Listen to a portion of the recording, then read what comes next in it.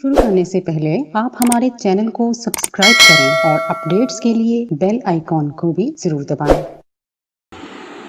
बिस्मिल्लाहिर्रहमानिर्रहीम।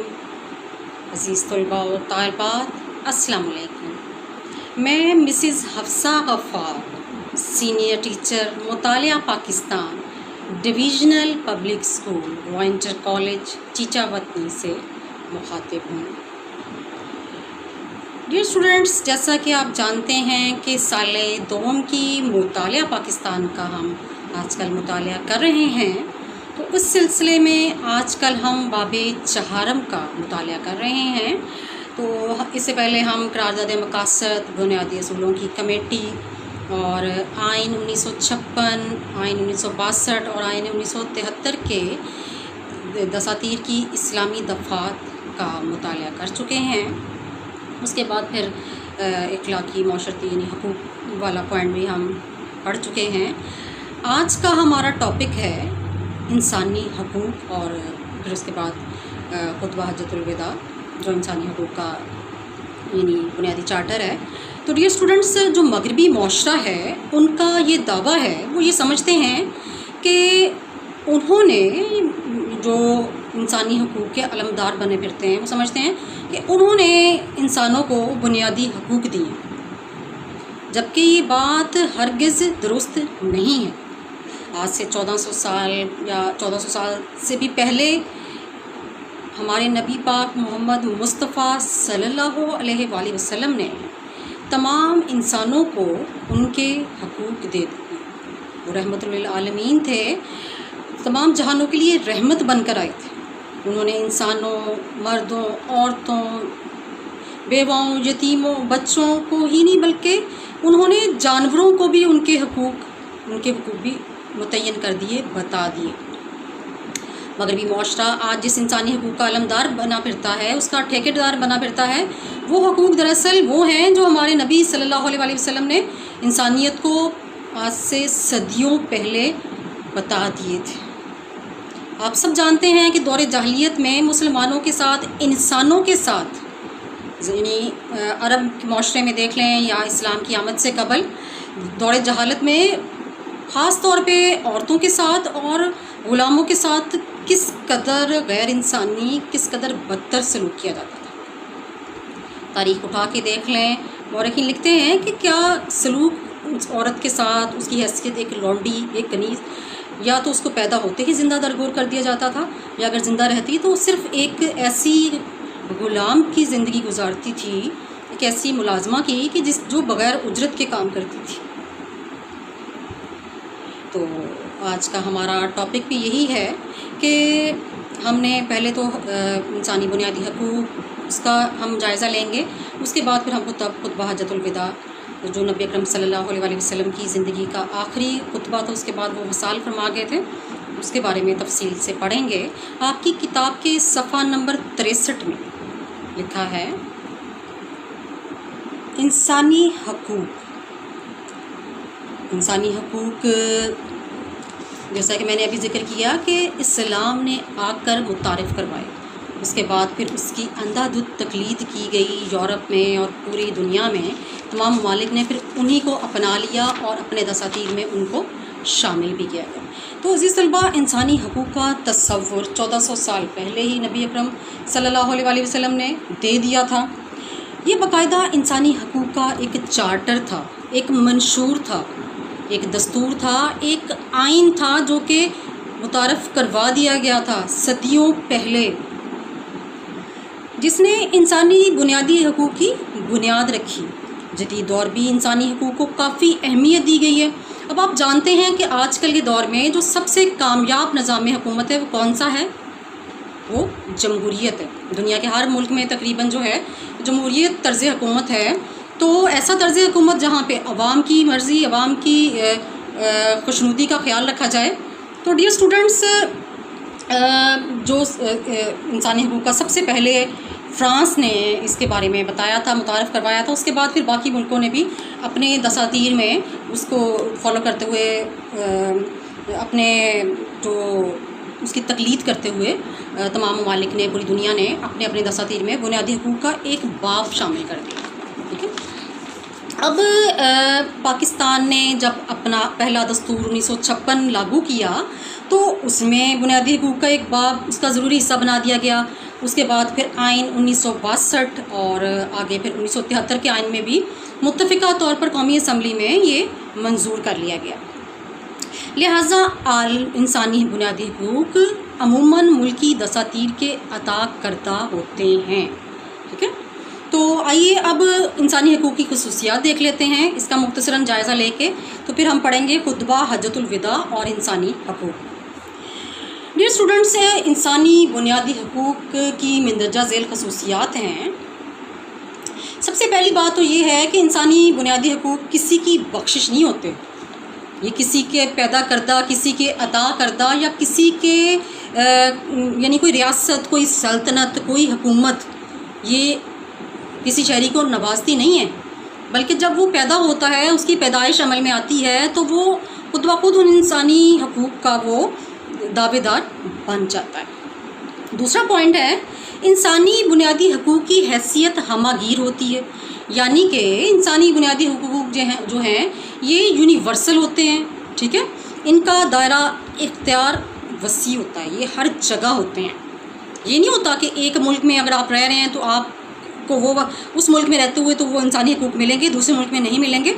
کہ ایک ملک میں تو آپ کو اس جگہ پر وہ حقوق حاصل ہوں گے، دوسرے میں نہیں. ایسا نہیں ہوگا، بلکہ ہر جگہ پر یہ حقوق آپ کو حاصل ہوں گے. ٹھیک ہے، انسانی بنیادی حقوق کو حکومت غصب نہیں کر سکتی. ٹھیک ہے، یعنی حکومت جو ہے وہ ان کو چھین نہیں سکتی کسی سے، ان کو واپس نہیں لے سکتی، یہ ریووک نہیں ہو سکتے. تو ڈیئر اسٹوڈنٹس، اگلا پوائنٹ ہے کہ انسانی بنیادی حقوق کا محافظ ملکی دستور ہوتا ہے. یعنی ملک کا جو آئین ہے، ملک کا جو دستور ہے، وہ ان حقوق کا شہریوں کو تحفظ دیتا ہے. ٹھیک ہے، کو ان کا محافظ ہوتا ہے. اس میں یہ بات لکھ دی جاتی ہے کہ شہریوں کا ان حقوق پر ان کا حق ہے، تو وہ جو کوئی بھی ان سے نہیں چھین سکتا، نہ ریاست کے حکمران، نہ کوئی اور شخص، نہ کوئی ادارہ، نہ کوئی تنظیم، کوئی بھی نہیں. اگلا پوائنٹ ہے کہ انسانی بنیادی حقوق کو قانونی حقوق سے بڑھ کر حیثیت ہوتی ہے. ضروری نہیں ہے کہ اگر یہ قانون میں شامل ہیں تو آپ کو یہ حق ملیں گے. قانون میں لکھ دیا گیا، نہیں بھی لکھا گیا، یہ ایک ایسے بنیادی بیسک فنڈامنٹل رائٹس ہیں جو آپ کو مل کے ہی رہیں گے. یعنی ان کی جو حیثیت ہے یہ مسلمہ ہوتی ہے. ٹھیک ہے، بات سمجھ گئے نا. تو اس کے بعد ہے کہ بنیادی حقوق کا تحفظ ملکی عدالتیں کرتی ہیں. یعنی کہ ملکی عدالتوں میں باقاعدہ یہ بات قانون میں شامل کر دی جاتی ہے، بتا دی جاتی ہے کہ جو بھی اگر کسی شہری کے حقوق غصب کرنے کی کوشش کرے گا تو ایسے شخص کو عدالتیں پھر سزا دیتی ہیں، ان کو مجرم قرار دیتی ہیں، اور ان کو اس بات پہ یعنی قانون کسی کا بنیادی حقوق غصب کرنے پر ان کو مجرم قرار دے کے ان کو سزا دی جاتی ہے.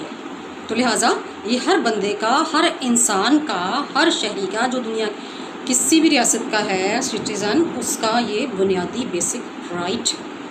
یہ اسٹوڈنٹس، یہ تو ہو گیا بنیادی حقوق کے بارے میں کہ بنیادی حقوق کیا ہوتے ہیں، وہ کون سی بنیادی صفات ہیں جو بنیادی حقوق میں شامل ہوتی ہیں. اب لیکچر کے سلسلے کو تھوڑا آگے بڑھاتے ہیں. تو اگلا آج کا ہمارے لیکچر کا جو پوائنٹ ہے وہ ہے خطبہ حجۃ الوداع اور انسانی حقوق. حضرت محمد صلی اللہ علیہ وآلہ وسلم نے ہجرت کے 10ویں سال حج کا ارادہ فرمایا اور عرب کے تمام علاقوں میں اپنا پیغام بھجوایا. یہ اسٹوڈنٹس یاد رہے، آپ کو یہ ظاہر پتہ ہے کہ تب اتنا زیادہ فاسٹسٹ کمیونیکیشن سسٹم تو نہیں تھا کہ آپ فوراً کسی کو میسج کر دیں یا واٹس ایپ کر دیں یا فون کال کر کے تو سب کو بلا لیں. تو اب تو کیونکہ بہت جلدی، تب تو آپ کو پتہ ہی ہے کہ پیغامات بھجوانا بھی ایک کافی ٹائم لگتا تھا. تو سارے عرب میں یہ میسج پیغام بھجوا دیا گیا کہ آپ صلی اللہ علیہ وآلہ وسلم نے اس سال حج کرنے کا فیصلہ فرمایا ہے. اس لیے تمام مسلمانوں کو دعوت دی جاتی ہے کہ آپ صلی اللہ علیہ وسلم کے ساتھ شریک حج ہوں.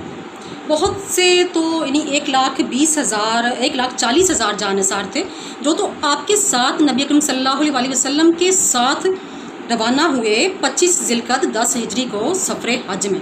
لیکن عزیز طلباء بہت سے ایسے بھی کہہ لیں کہ لوگ تھے جو جب پیغام سنا کہ نبی اکرم صلی اللہ علیہ وسلم حج کا ارادہ فرما رہے ہیں اس سال، تو وہ جھوک دجوڑ بھاگے، ہر دنیا کے ہر کونے سے مسلمان آئے، لوگ آئے اور انہوں نے حج ادا کیا۔ یعنی ہم کہہ سکتے ہیں کہ اس حج میں دنیا کا کوئی ایسا کونا نہیں تھا جہاں سے لوگوں نے شرکت نہ کی ہو۔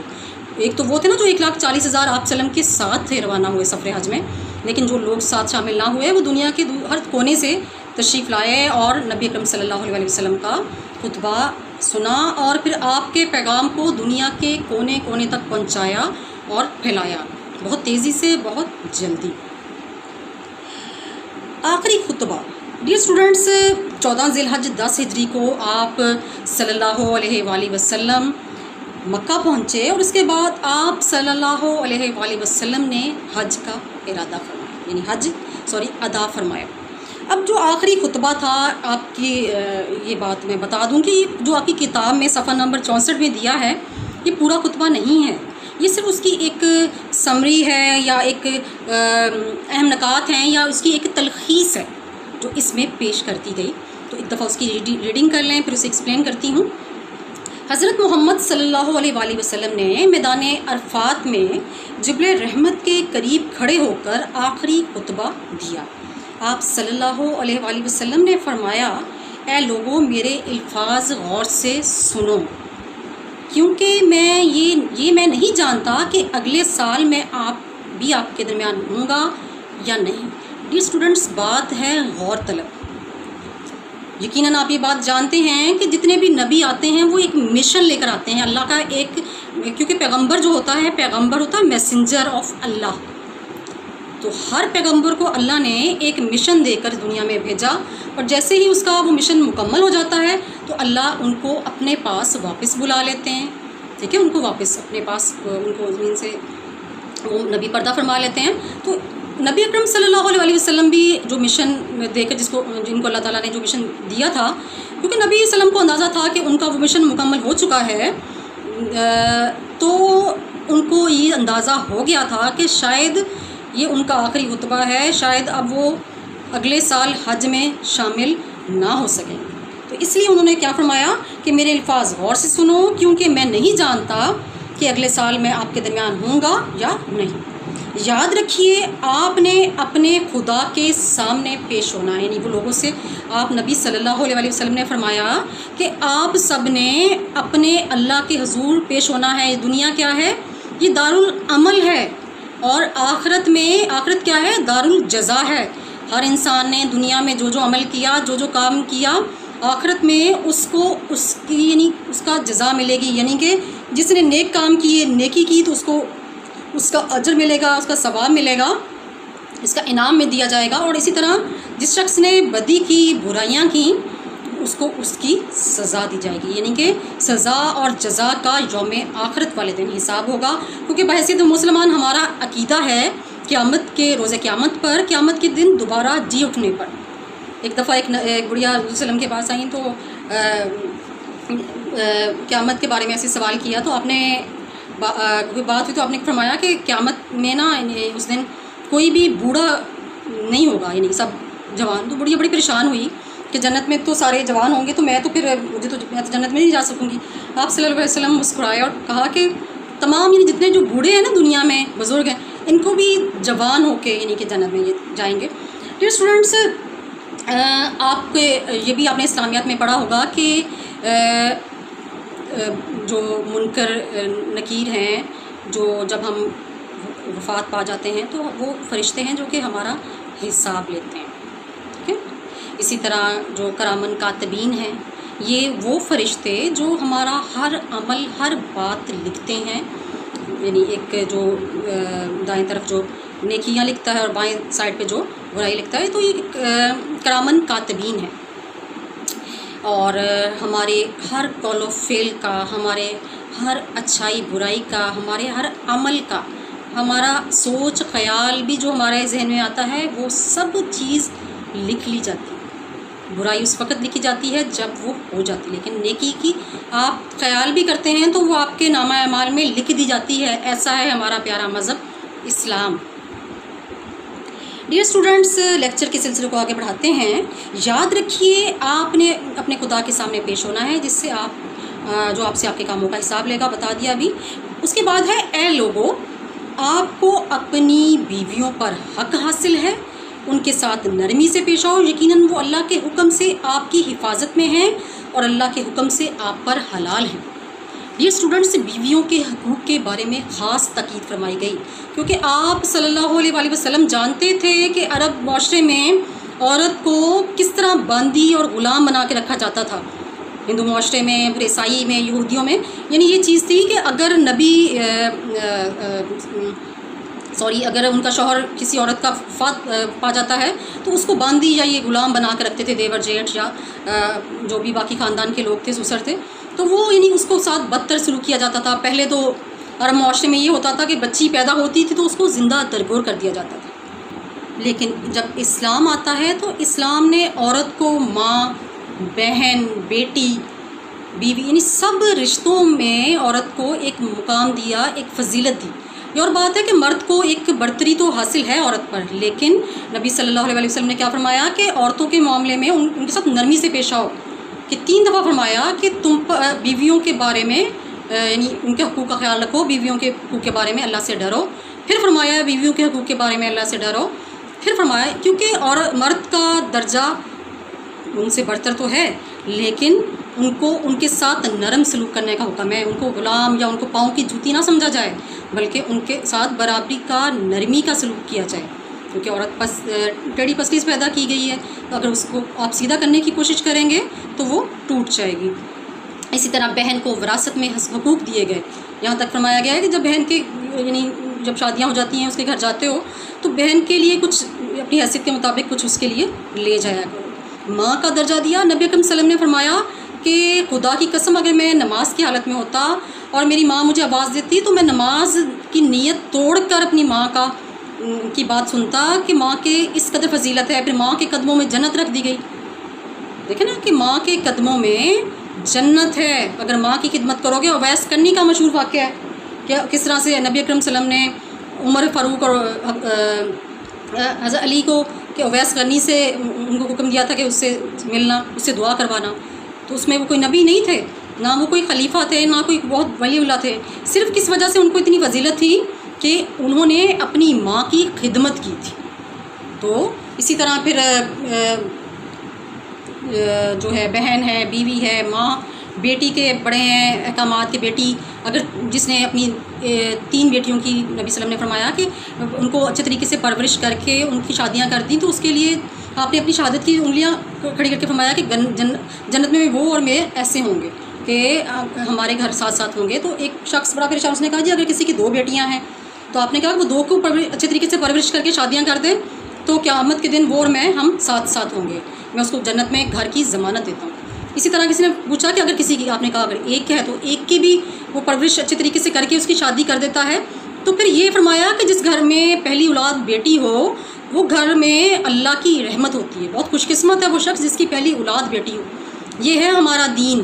اور اسلام سے پہلے کیا ہوتا تھا کہ نبی صلی اللہ علیہ وسلم کی خدمت میں ایک شخص حاضر ہوا، اس نے کہا کہ اے نبی، اپنا واقعہ سنانے لگ پڑا کہ جب میں اسلام نہیں لے کر آیا تھا زمانہ جہالت میں، تو میری بیٹی تھی 3-4 سال کی، تو میں اس کو جنگل میں لے کے بہلا پھسلا کے، بیٹی کیونکہ مجھ سے بہت پیار کرتی تھی، سارے راستے اٹکیلیاں کرتی گئی، ماں نے اس کو نہلا کے پیارے سے کپڑے پہنائے، ہاتھ میں اس نے اپنی جو سب سے پیارا کھلونا گڑیا اٹھائی ہوئی تھی، باتیں کرتی، بابا بابا کرتے جائی، کہتے اس کو پتہ بھی نہیں تھا کہ میں اس کو کس نیت سے لے کے جا رہا ہوں۔ جنگل میں دور ویرانے میں لے جا کے اس نے ایک گھڑا کھودا، بیٹی دیکھ رہی ہے کہ باپ کے کپڑوں پہ پٹی لگ رہی ہے، وہ باپ کے کپڑے صاف کر رہی ہے کہ میرے باپ کے کپڑے شرٹ گندی نہ ہو، اور باپ کے ساتھ وہ بھی چھوٹے ننھے ہاتھوں سے گھڑا کھودنے لگ پڑی۔ اس کو یہ نہیں پتہ تھا کہ اس کے لیے ہی قبر تیار کی جا رہی ہے، اور جب وہ ایک زیادہ گہرا بن گیا گھرا تو اس لڑکی کو اس نے اس میں پھینک دیا۔ اس کو لگا کہ شاید کوئی باپ میرا کوئی میرے ساتھ گیم کھیل رہا ہے، ہم کھیل کھیلنے لگے۔ وہ مسکراتی رہی، اس کے اوپر مٹی ڈالتا رہا، لیکن جب بالکل مٹی آ پھر وہ چیخی اور ڈری اور اپنے باپ کو پکارنے لگی کہ بابا مجھے نکالو، مجھے ڈر لگ رہا ہے۔ کہتے کہ اسی طرح میں اتنا شفاق تھا اس ٹائم، مجھے اس پہ ترس نہ آیا، میں نے آہستہ آہستہ مٹی تلے اسے دبا دیا، زندہ درگور کر دیا۔ یہ تھا زمانہ جاہلیت میں، نبی اکرم صلی اللہ علیہ وسلم نے جب یہ واقعہ سنا تو زارو قطار روئے، اتنا روئے کہ آپ کی داڑھی مبارک تر ہو گئی۔ لیکچر کے سلسلے کو آگے بڑھاتے ہیں۔ نبی صلی اللہ علیہ وسلم نے فرمایا اپنے غلاموں کو وہی کھلاؤ، وہی پہناؤ جو تم خود اپنے لیے کھانا اور پہننا پسند کرتے ہو۔ اگر وہ غلطی کر بیٹھیں اور آپ انہیں معاف کرنے کے لیے تیار نہ ہوں تو تب انہیں آزاد کر دیں، ان کے ساتھ سختی سے مت پیش آئیں۔ ایسا کیوں فرمایا گیا؟ اب ہمارے کیا ہوتا ہے آج کل بھی، اگر دیکھ لیں ہم جو نام نہاد ہم مسلمان بننے کا دعویٰ تو کرتے ہیں، لیکن ہمارے اندر اسلامی کوئی نہیں، ہمارے اندر ایسی خصوصیات ہیں کہ ہم اپنے آپ کو مسلمان کہہ سکیں، محمد کے امتی کہہ سکیں۔ ایک ملازمہ جب جاتی ہے نا اپنی مالکن کے یا ان کے گھر والوں یا بچے کی شادی کے لیے، تو دکاندار سے کہے گی کہ سب سے اچھا کپڑا دکھانا، میری مالکن کے بچے کی شادی۔ جب مالکن ملازمہ کے لیے لینے جائے گی وہ کہے گی سب سے کوئی گھٹیا ہلکا کپڑا دکھاؤ، ملازمہ کو دینا ہے، اس کی بچی کی یا بچے کی شادی ہے۔ یہ ہے ہمارا دوہرا معیار زندگی۔ عزیز طلباء، تو غلاموں کے بارے میں احکامات، جب زمانہ عرب کے دور جہالت میں غلاموں کے ساتھ بہت بدتر غیر انسانی سلوک کیا جاتا تھا۔ ہم بلال حبشی ہی کی مثال دیتی ہوں کہ ان کو جو مکہ کی سڑکیں تھیں ان پہ گھسیٹا جاتا، ان کے اوپر پتھر پھینک دیے جاتے، گرم تپتے کوئلوں پر ان کو لٹایا جاتا ہے۔ اسی طرح حضرت خبیب صحابی ہیں، ان کے بارے میں بھی مشہور ایسے واقعات ملتے ہیں آپ کو، اسلامی آپ تاریخ اگر مطالعہ کریں تو کس طرح سے ان پر ظلم و ستم کیا جاتا، ساری رات آٹا چکی ان سے پسوائی جاتی، پھر اگلے دن صبح انہیں کہتے کہ بکریاں چراؤ، یعنی کہ اس قدر ان کی زندگی مشکل تھی۔ اور بعد میں یہی بلال حبشی کو کیا مقام ملتا ہے، مؤذن رسول صلی اللہ علیہ وآلہ وسلم بن جاتے ہیں۔ یہ ہے ہمارا اسلام۔ ڈیئر اسٹوڈنٹس، مزید فرماتے ہیں خطبہ حجۃ الوداع میں نبی اکرم محمد مصطفیٰ صلی اللہ علیہ وآلہ وسلم، اے لوگوں میرے الفاظ سن لو، یعنی بار بار تاکید کی جا رہی ہے، بار بار لوگوں سے کہا جا رہا ہے کہ میرے الفاظ سن لو اور یاد رکھو، کیونکہ ان کو پتا تھا کہ میں نے اگلے سال یہاں نہیں ہونا، انہوں نے وصال فرما جانا ہے، دنیا سے پردہ فرما جانا ہے، کیونکہ ان کا مشن مکمل ہو چکا ہے۔ مشن کیا تھا کہ دین اللہ کا پیغام اسلام لوگوں میں پھیلانا، جو کہ الحمدللہ دنیا کے کونے کونے تک پیغام پہنچ چکا تھا۔ آپ نے فرمایا یاد رکھو تم مسلمان آپس میں بھائی بھائی ہیں، لہٰذا آپس میں بھائی بھائی بن کر رہو، آپس میں بھائی کا مال مت لو، آپس میں خوشی سے رہو، اگر وہ خوشی سے دینا چاہے تو لے لو ورنہ نہ لو، ناانصافی کرنے سے اپنے آپ کو روکو، یعنی کسی کی حق تلفی نہ کرو، اپنے بھائیوں کا مال نہ چھینو۔ یہاں کیا ہو رہا ہے کہ بھائی بھائیوں کو قتل کر رہا ہے، کہ یہ زمین ایک ایک مرلے کے لیے، ایک ایک قلعے کے لیے ایک بھائی دوسرے کا، یہاں پہ لاشیں اٹھ جاتی ہیں، قتل عام ہو جاتا ہے، خون کی ندیاں بہہ جاتی ہیں، زمینیں جائیدادیں سب کچھ عزیز طلباء ہم نے یہیں پر چھوڑ جانا ہے، ساتھ کچھ بھی نہیں لے کے جانا سفید کفن کے، اور کفن میں بھی جیب نہیں ہوتی۔ تو بات سمجھنے کی ہے کہ بھائیوں کے مال مت کھائیں، ان کے ساتھ حسن سلوک کریں، آپ سے اس بارے میں سوال ہوگا، ٹھیک ہے؟ تو مسلمان کا ان کو بھائی بنا دیا گیا۔ اسلام میں اگر کسی کو فضیلت ہے تو کس بنیاد پر؟ صرف اور صرف تقویٰ کی بنیاد پر، ورنہ اللہ کی نظر میں تمام انسان مسلمان برابر ہیں۔ اس کے بعد تاکید ہوئی کہ اللہ کی دن میں 5 بار عبادت کرو، ٹھیک ہے؟ اقام الصلاۃ وآتوا الزکوٰۃ، یعنی کہ نماز قیام جو ہے صلاۃ 5 ٹائم۔ آپ کو پتہ ہے کہ معراج میں نبی صلی اللہ علیہ وسلم تشریف لے کے گئے تو نماز کا تحفہ لے کر آئے تھے، اور 5 نمازیں مسلمان پر دن میں فرض ہیں۔ نماز کے وقت اللہ انسان کے اتنا قریب ہوتا ہے جتنا ہماری شاہ رہتے ہیں، اور اس کی بہت زیادہ تاکید کی گئی ہے نماز کی کہ اقامت الصلاۃ۔ اور پھر ماہ رمضان میں روزے رکھیں۔ آپ کو پتہ ہے کہ سال میں ایک مہینہ آتا ہے، ابھی ہم ماہ رمضان کے روزے رکھے، اور ابھی شوال کا مہینہ ہے، تو اس میں کیا ہوتا ہے کہ مسلمان عبادت کرتے ہیں، بھوکے پیاسے رہتے ہیں اللہ کی خوشنودی حاصل کرنے کے لیے۔ اللہ فرماتا ہے کہ روزہ میرے لیے ہے اور میں ہی اس کا اجر دوں گا۔ تو نبی صلی اللہ علیہ وسلم نے آخری خطبے میں تاکید کی نماز کی، روزے کی، اپنے مال پر زکوٰۃ دو۔ زکوٰۃ کے بارے میں کافی دفعہ پہلے بتا چکی ہوں کہ مال کا کس طرح سے آپ اپنے جو ہے غریبوں میں تقسیم کرتے ہیں، 2.5% حصہ، اور اللہ کے گھر کا حج ادا کرو۔ کہ اگر جو ہر صاحب استاد انسان زندگی میں ایک دفعہ ضرور اللہ کے گھر کا حج ادا کرے جو کہ بیت اللہ شریف میں ہے، تو ضرور اللہ کے گھر کی زیارت کرے۔ وہ لوگ جو آج موجود ہیں ان کو بتائیں جو آج موجود نہیں، یعنی کہ یہاں پر اس وقت جس جگہ پہ نبی صلی اللہ علیہ وسلم خطبہ فرما رہے تھے، وہ فرماتے ہیں کہ یہ میرا پیغام دنیا کے کونے کونے تک پہنچا دو، سب کو بتا دو یہ پیغام۔ اب پیغام کیا ہے کہ خواتین عورتوں کے بارے میں، بیویوں کے بارے میں اللہ سے ڈرو، غلاموں کے بارے میں ڈرو، نماز کی تاکید، روزے کی تاکید، اور بھائی بھائی کا مال نہ کھائے۔ کہ اسٹوڈنٹس لیکچر کو مزید آگے بڑھاتے ہیں، آخری اس کا جو خلاصہ ہے اس کو بھی دیکھ لیں، اس کے بعد آپ سے اجازت چاہوں گی۔ صفحہ نمبر 65 میں خطبہ حجۃ الوداع کا جو میں نے بتایا کہ ایک انسانی حقوق کا ایک مسلمہ بین الاقوامی چارٹر ہے، یہ آپ صلی اللہ علیہ وآلہ وسلم نے فرمایا تمام کائنات اللہ تعالیٰ کی ہے۔ کائنات یعنی اللہ ہمارا خالق ہے، مالک ہے، اس کائنات کا مالک ہے وہ ذات جو کہ ہمیشہ ہے، ہمیشہ رہے گی۔ باقی سب جہاں دنیا فانی ہے، سب نے فنا ہو جانا ہے۔ تمام لوگ حضرت آدم علیہ السلام کی اولاد ہیں، تمام انسان برابر ہیں، ایک دوسرے کے بھائی ہیں، کسی کو کسی پر کوئی فوقیت نہیں ہے۔ ذکر ابھی کر چکی کہ تمام مسلمان آپس میں بھائی بھائی ہیں، اور بھائی بن کر رہو، آپس میں ایک دوسرے کا مال نہ کھاؤ، ناحق ایک دوسرے کو قتل نہ کرو، ایک دوسرے کی جان کی، مال کی آپ ان کے محافظ بنیں نہ کہ قاتل بنیں، اور کسی کو کسی پر کوئی فوقیت نہیں۔ ہاں اسلام میں اگر ہے تو صرف تقوی کی بنیاد پر۔ یہ کیوں کہا گیا؟ اب دیکھتے ہیں نا، اکثر سید زادے کہتے ہیں جی ہم سید نسل سے ہیں، یا ہم قریش سے ہیں، یا ہم راجپوت ہیں، یا ہم جٹ ہیں، یا ہم فلاں ذات سے ہیں، یا ہم، یعنی سپیریٹی نہیں ہے۔ جیسے ہندو معاشرے میں ہے برہمن، ویش، کھشتری اور شودر، وہ کیا ہے کہ برہمن سب سے اوپر والی ذات ہے اور شودر کو سب سے کم تر ذات سمجھا جاتا ہے۔ تو اسی طرح عیسائیوں میں بھی کیتھولک اور پروٹسٹنٹ میں فرق کیا جاتا ہے، گورے کالے میں فرق کیا جاتا ہے۔ ابھی وہ جارج فلائڈ جو ابھی قتل ہوا ہے سیاہ فام کا، تو کس طرح سے وہاں پہ احتجاج ہو رہے ہیں، آپ نے آج کل یقیناً نیوز میں سنا ہوگا اور پڑھا ہوگا۔ تو آپ نے کیا فرمایا کہ تمام انسان برابر ہیں، کسی کو کسی پر کوئی فضیلت نہیں ہے، کسی گورے کو کالے پر، اجمی کو عربی پر، اجمی یعنی غیر عربی، عربی کو اجمی پر، اجمی کو عربی پر کوئی فوقیت نہیں ہے، سب برابر ہیں۔ کہ عربی سمجھتے ہیں نا کہ اگر خانہ کعبہ ان کے پاس ہے، یا ان کے پاس سارے مقدس مقامات ہیں، یا وہ اپنے آپ کو سمجھتے ہیں کہ کیونکہ مسلم نبی اکرم صلی اللہ علیہ وسلم قریشی تھے، عربی تھے، تو وہ یہ سمجھتے ہیں کہ ہم مسلمان ہیں، تو باقی جو بعد میں جنہوں نے اسلام قبول کیا تو، یا جن کے آباء و اجداد غیر مسلم تھے، تو وہ مسلمان نہیں۔ تو یہ ایسا سوچنا قطعاً غلط ہے، نامناسب ہے۔ تو آپ نے کیا فرمایا؟ پھر غلاموں کے بارے میں بھی کہ غلاموں کے حقوق کو بھی محفوظ کیا گیا، کہا گیا کہ ان کے لیے وہی پسند کرو جو تم اپنے لیے پسند کرو گے۔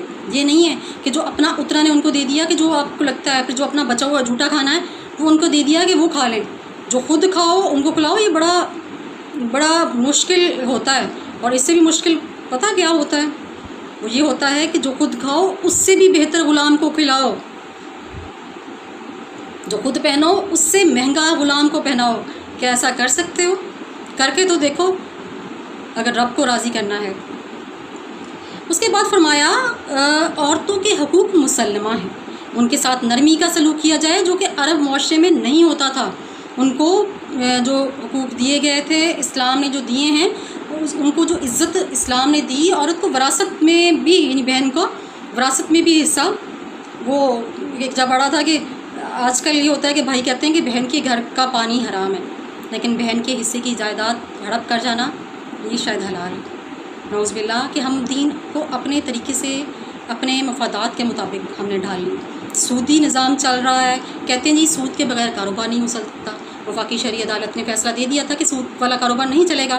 سپریم کورٹ نے فیصلہ دے دیا جی کہ اس وقت ضرورت ہے، وقتی حالات ایسے ہیں، مشرف کے دور میں ہوا تھا، تو انہوں نے فیصلہ ان کا کالعدم کر دیا، اور یہ کہہ دیا کہ وقتی طور پہ چلنے دیں نظام، اس کے بغیر گزارا نہیں ہے۔ تاجر کے پاس جائیں، وہ کہتے ہیں کہ جھوٹ پہ جھوٹ بول رہے ہوتے ہیں، وہ کہتے ہیں جھوٹ کے بغیر کاروبار نہیں چلتا۔ سیاستدانوں کے پاس چلے جائیں، سیاستدان کہتے ہیں جی جھوٹ کے بغیر سیاست نہیں ہے۔ صحافی ٹی وی چینل والے کہتے ہیں جھوٹ نہ بولے تو چینل بند ہو جائیں گے۔ تو یہ کون سا دین ہے؟ یہ ہمارے نبی صلی اللہ علیہ وسلم کی پریچ نہیں ہے، ان کے آخری خطبے میں ایسی کوئی بات نہیں کہی گئی۔ وہ کہتے ہیں کہ میرا امتی، کہ مسلمان مومن ہر برائی اس میں ہو سکتی ہے لیکن وہ جھوٹ نہیں بول سکتا، وہ کسی کو دھوکہ نہیں دے سکتا، اور آج کل ہر کاروبار میں، ہر چیز میں دھوکہ ہے، ہر رشتے میں جھوٹ ہے۔ ان تمام حقائق کو سامنے رکھتے ہوئے ہم کہہ سکتے ہیں کہ ابھی جو میں نے خلاصہ آپ کو پیش کیا کہ خطبہ حجۃ الوداع عالمی انسانی حقوق کا ایک مکمل اور جامع چارٹر ہے، جس میں تمام انسانوں کو برابر کر دیا گیا، ہر قسم کی اونچ نیچ ختم کر دی گئی، اور غلام کو مالک کے برابر حقوق دے دیے۔ تو یہ تو تھا ہمارا آج کا لیکچر۔ امید کرتی ہوں کہ آپ نے لیکچر کو توجہ سے سنا ہے۔ ڈیئر اسٹوڈنٹس، اگر آپ نے پچھلے لیکچرز بھی آپ نے ترتیب سے، تسلسل سے سنے ہیں تو یہ کہانی کی طرح انشاءاللہ آپ کو سمجھ آتے جائیں گے کہ کس طرح سے سارے واقعات، چیزیں اسٹیپ بائی اسٹیپ ہم پڑھ رہے ہیں۔ تو انشاءاللہ کل نئے ٹاپک کے ساتھ آپ کی خدمت میں حاضر ہوں گے۔